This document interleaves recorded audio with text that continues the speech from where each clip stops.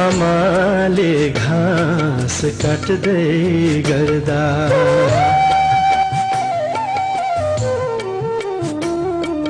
आमाले घाँस काट्दै गर्दा पिरमा जन्मेको मान्छेमा आमाले घाँस काट्दै गर्दा पिरमा